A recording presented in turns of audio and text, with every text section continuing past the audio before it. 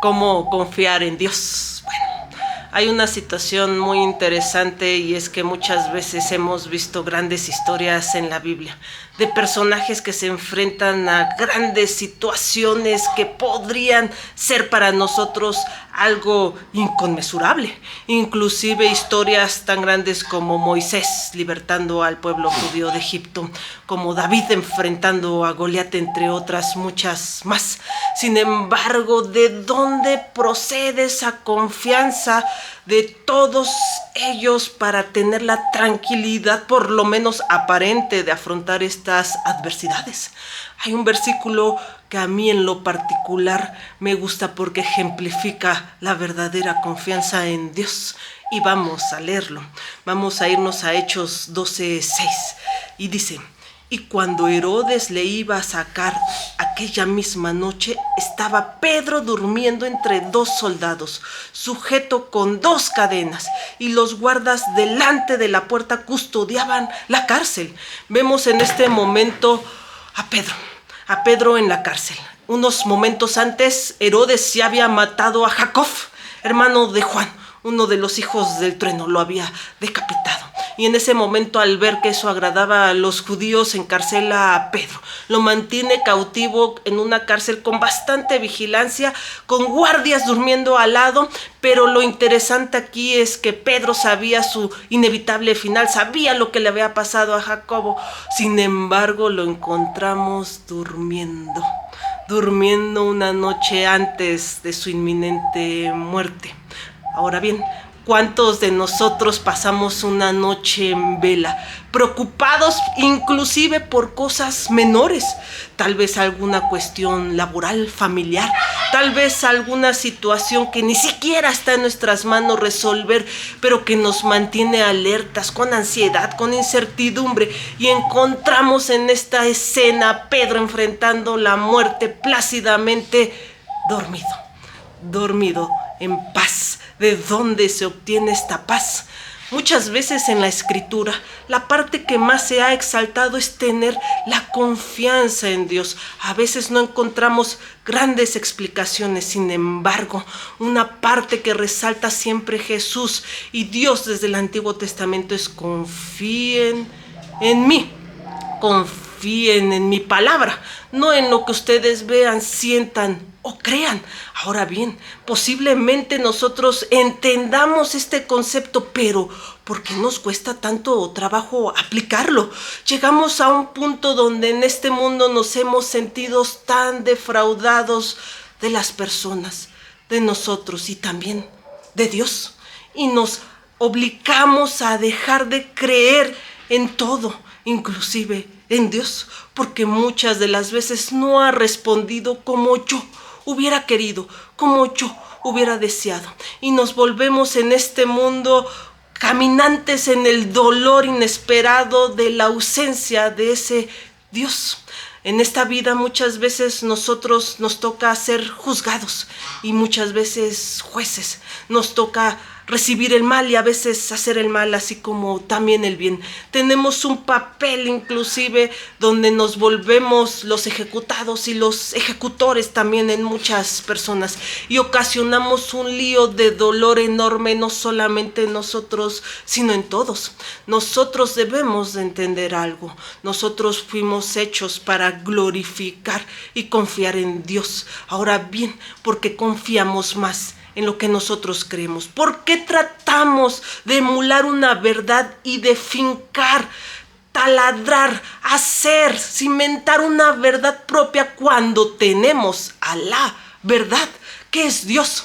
Un pasaje que a mí me gusta mucho es justamente el de Génesis, cuando Adán y Eva, nuestros representantes, cometen ese pecado, esa desobediencia, y con ellos cae toda la humanidad, todos los animales, todo el planeta, todo lo que Dios nos dio en nuestras manos.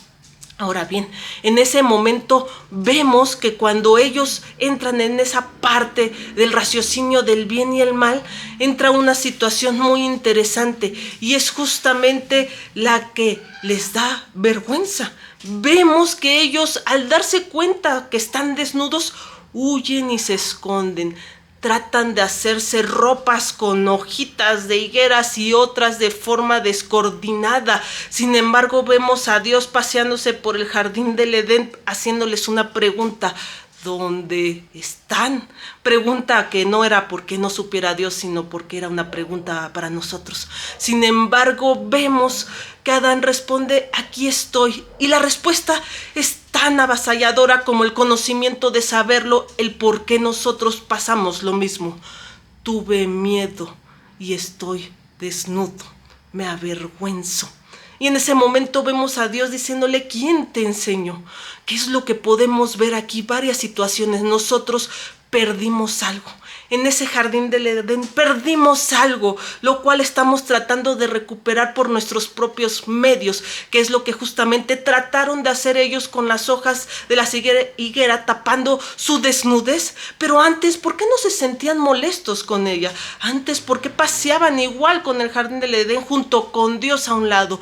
Esa confianza, esa ruptura, esa lejanía que nosotros mismos hemos provocado. Realmente esa desnudez no era una desnudez inclusive solamente física, sino era una desnudez completa del alma, donde nos sentimos expuestos, nos sentimos avergonzados y tratamos de por nuestros medios poderlo solventar.